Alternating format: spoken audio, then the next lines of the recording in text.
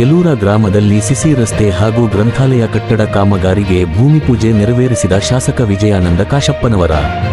ಕೆಲೂರ ಸನ್ 2024ರಿಂದ 25ನೇ ಸಾಲಿನ 5054 ಯೋಜನೆಯಡಿ ಸುರಿದ ಮಳೆ ಮತ್ತು ಪ್ರವಾಹದಿಂದಾಗಿ ಹಾನಿಗೊಳಗಾದ ಗ್ರಾಮೀಣ ರಸ್ತೆ, ಸೇತುವೆ ಮತ್ತು ಚರಂಡಿ ಕಾಮಗಾರಿಗಳನ್ನು ಕೈಗೊಳ್ಳಲು ಬಾಗಲಕೋಟೆ ಜಿಲ್ಲೆ ಹುನಗುಂದ ವಿಧಾನಸಭಾ ಕ್ಷೇತ್ರಕ್ಕೆ ಹಂಚಿಕೆಯಾಗಿರುವ ರು.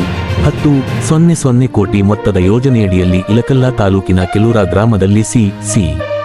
ರಸ್ತೆ ನಿರ್ಮಾಣ ಭೂಮಿ ಪೂಜೆಯನ್ನು ಕರ್ನಾಟಕ ವೀರಶೈವ ಲಿಂಗಾಯತ ಅಭಿವೃದ್ಧಿ ನಿಗಮದ ಅಧ್ಯಕ್ಷರು ಹಾಗೂ ಹುನಗುಂದ ಮತಕ್ಷೇತ್ರದ ಶಾಸಕ ವಿಜಯಾನಂದ ಎಸ್ ಕಾಶಪ್ಪನವರ ನೆರವೇರಿಸಿದರು.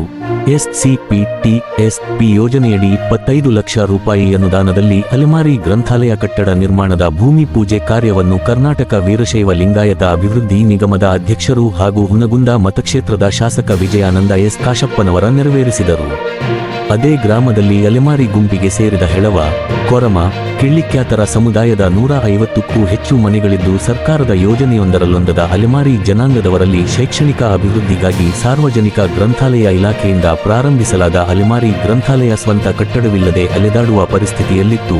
ಮಾನ್ಯ ಶಾಸಕರು ಸದರಿ ಗ್ರಂಥಾಲಯಕ್ಕೆ ಅನುದಾನ ಮಂಜೂರಿ ನೀಡಿ ಅಲೆಮಾರಿ ಗ್ರಂಥಾಲಯಕ್ಕೆ ಸೂರು ಮಾಡಿಕೊಟ್ಟರು.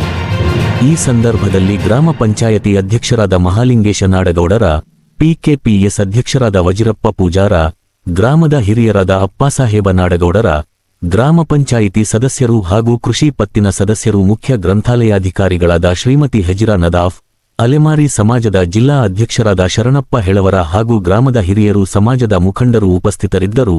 ವರದಿಗಾರರು ಶರಣಗೌಡ ಕಂದಕೂರ, ರೂರಲ್ ನ್ಯೂಸ್ ಇಳಕಲ್.